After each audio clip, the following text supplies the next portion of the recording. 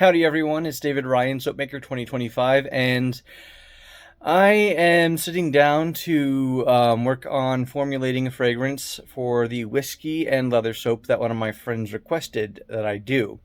And I thought that it would be fun to show you that process and how to do it if you're interested in trying to blend your own scents. This is actually the second time I've done this video because I finished it last night, and then my roommate's like, "You totally did that wrong." So I am going to be doing it over again. So I actually show you how to do it correctly with the method that I'm doing. There's multiple different methods of doing this, but this one has some. I'll go over the strengths and weaknesses of the different ideas. As I go through, but I kind of combined the two different methods that I know. But I guess I know it's just talking all theory and up in the air until I actually show you. So I'm gonna put my camera up on my little holder right there and show you what I got going on. So I'll see you in just a second. Okay, so what I've got here is board set up on a table to keep it flat. My fragrance oils that I'm wanting to test out for this blend, I've got, and then I've got some perfume test strips, which is from Efamio, which I think is just one of those random Chinese shops that are on Amazon that have really weird random names. If you can find a local place that sells them, I would definitely recommend that you do that. Um, so I'm going to take one strip for each. I'm going to have some extras, of course, because got to play around a little bit. With this one is that you take 1 or 2 drops of whatever scent that you want, put it on the end of the strip, and then you take the strips that you want to test, and then you smell them together. What I was doing for the video I did yesterday was I was putting all the different scents on the same strip because I had seen a tutorial video on, and I can't remember her name. She's this lady from Australia who does a lot of soap videos, and I will put it in the.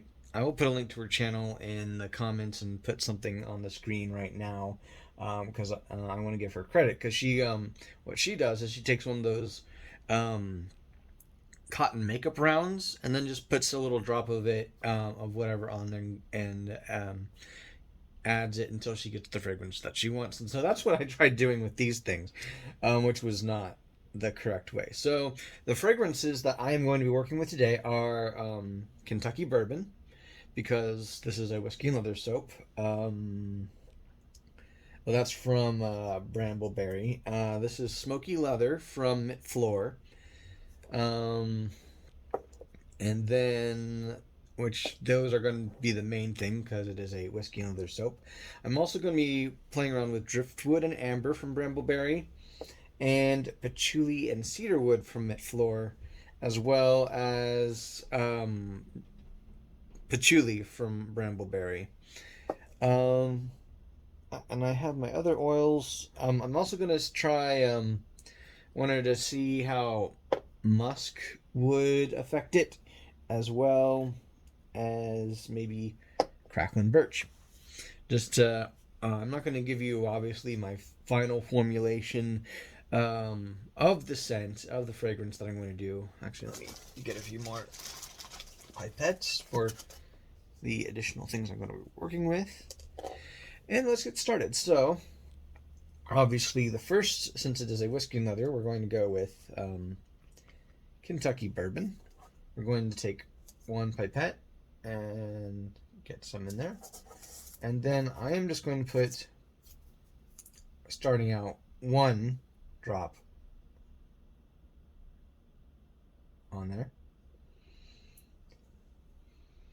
Again, I know I reviewed it in an earlier video, but it's got a very mellow definitely has some vanilla. It's very warm.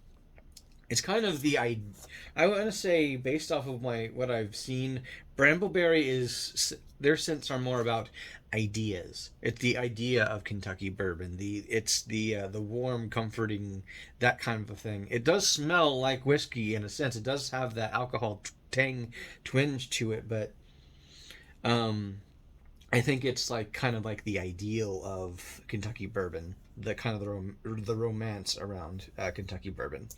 The next one, I'm not saying that's bad or anything. I'm just saying, compared to something like Nature's Garden cedarwood, it is cedarwood. That is the Nature's Garden Cracklin' Birch is Cracklin' Birch. It smells like you're out in the woods rather than kind of like the mystique of being out in the woods, if that makes sense. So the next one I'm going to do is Smoky Leather. And I have discovered that the drippy thing, you have to be very careful, it comes out very easily. So I'm going to put 1 drop of the Smoky Leather. Okay, that is 3 drops of Smoky Leather on there. So the Smoky Leather, I know I didn't actually do a review of the MidFloor scents. They are very cologne-like. This one does... The Smoky Leather does kind of smell like you're in a leather shop.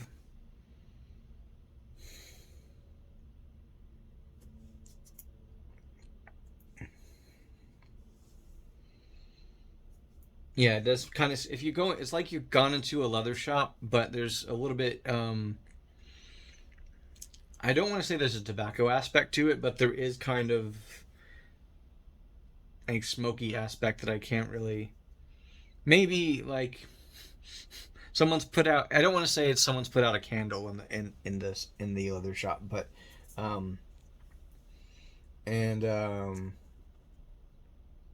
But yeah, it's kind of like... there is a kind of a...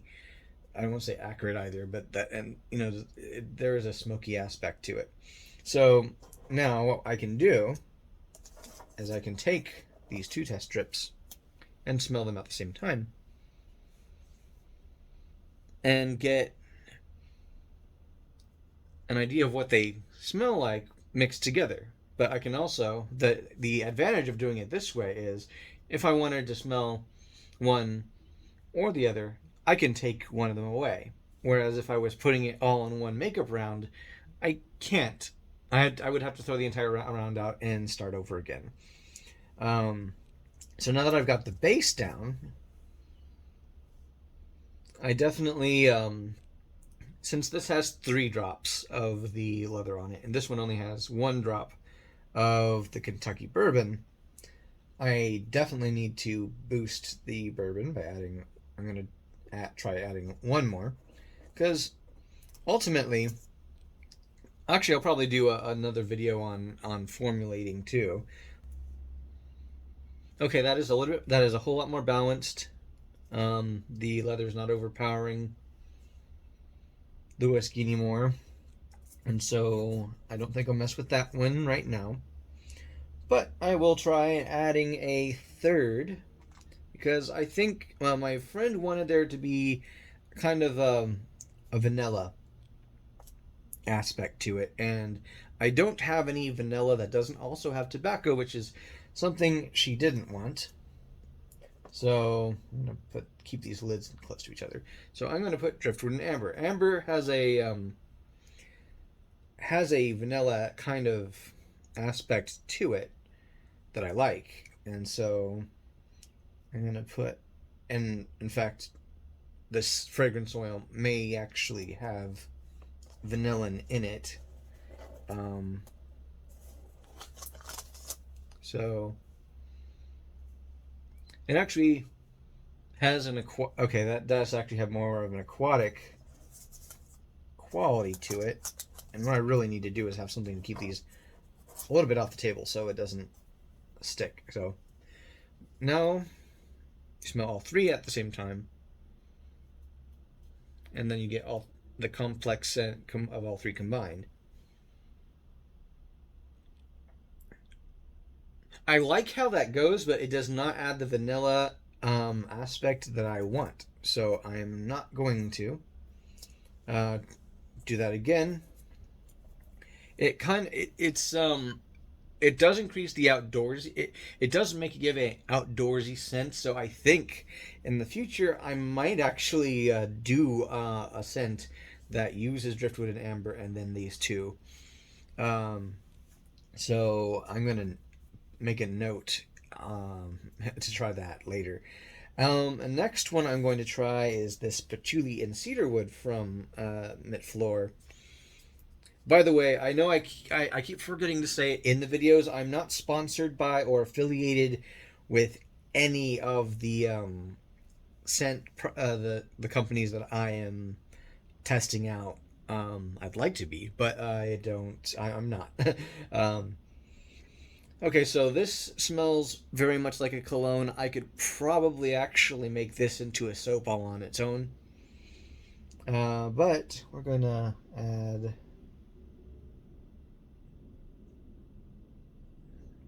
I managed to get one drop out of it, one singular drop. Okay, so we're gonna pick up where we left off and smell all three of these together. So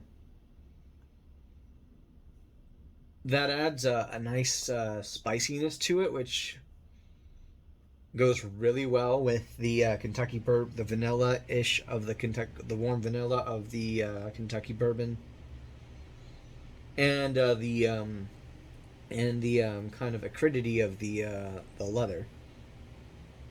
I think it overpowers them. So if I was going to use the patchouli and cedarwood, I would probably need to increase the amount of both the leather and the bourbon. The other one I wanted to test out with this one is just patchouli. So we're gonna get a pipette and put one drop, making sure you can see everything on there. Put that in there. Let it absorb into the. It doesn't want to absorb into that. That's interesting.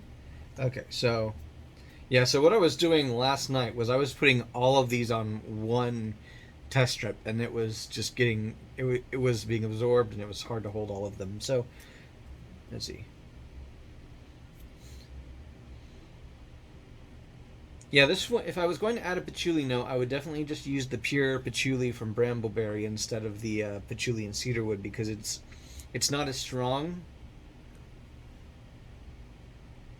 But I also don't think that I would go with the cedarwood and amber before I would go with just pure patchouli.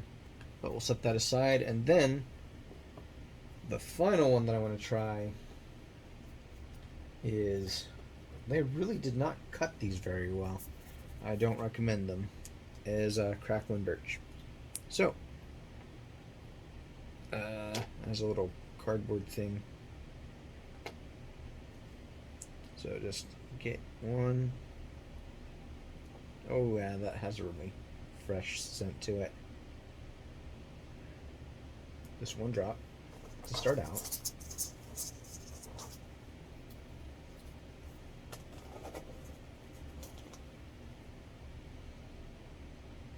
Oh yeah, that enhances the smoke of the leather. I think. Yeah, that's actually a very good combination. And then let's try this all four of the amber, these driftwood. Okay, yeah, these four would be amazing together. I think I would need to play with the ratios a little bit, but yeah, the cedarwood, the crackling birch, smoky leather, definitely.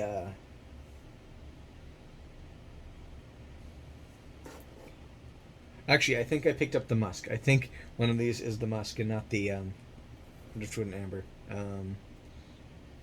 But that just goes to show That's good. Sometimes you get the best ideas from just picking up the wrong thing.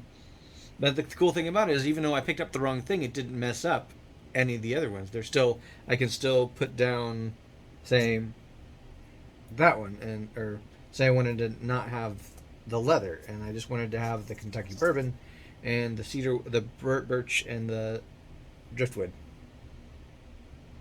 So yeah, you can mix and match. You can pick them up, put them down. Just remember which. Actually, I would, if I was going to do this in the future, I would definitely write down what scent is on which one. So, I would like it. Please, This is my first time in a long time doing this. Technically, this is my second time because I tried doing this yesterday. But, yeah, you can definitely learn from my mistake. Write down the thing that you're putting on each strip so you can know, because I know that one is patchouli because it's brown, but all the other ones are relatively clear. And then, of course, you want to make sure that when you're using pipettes that you only use it for one and you don't accidentally contaminate your other oils. So I'm going to take some more time and come up with the blend that I like, and then that is what I will put in my whiskey and leather soap that I'm making for my friend. So one thing I wanted to show you before I sign off on this video is this is my soap curing rack. It's just a spice rack. I got this idea from the soap chat, soap, I don't know what specifically it's called, but the Discord that I'm in, someone was doing this to cure their soap, and I thought it was a really good idea. It saves a lot of space. The top left is the tallow soap I made with my friend last month. It is actually going to be finished curing on the 4th of July. So I think I talked about it briefly. The second one is my Soap Base A unscented. Then the cocoa palm free green one, which is no longer green, it's kind of just a grayish teal. I don't know what happened with that one. And then my oatmeal cookie soap. And so I hope to have, I'm hoping to do 1 or 2 batches of soap either this weekend or next weekend. So I will have that done. I'll drop that. Hopefully I'll have a full rack to show you next time or a few months after. Yeah, hopefully I'll have a full rack after that, and I'll send off my soap to my friend, the tallow soap. Yeah, thanks again, and yeah, that's it for this video.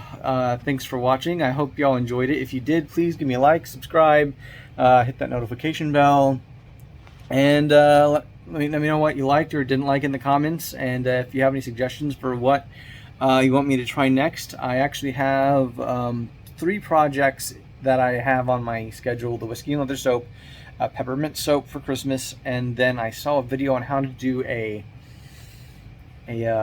wood grain swirl soap that I really want to try, and because I think I could do a lot of different things with that, and then I'm not sure what next. Definitely some layered stuff. I'm gonna focus on doing different techniques once I start getting some micas in. So yeah, give me a like, subscribe, let me know what you think. I'm also on Instagram and TikTok, Soapmaker 2025, and I'll see you next time. Have a great week.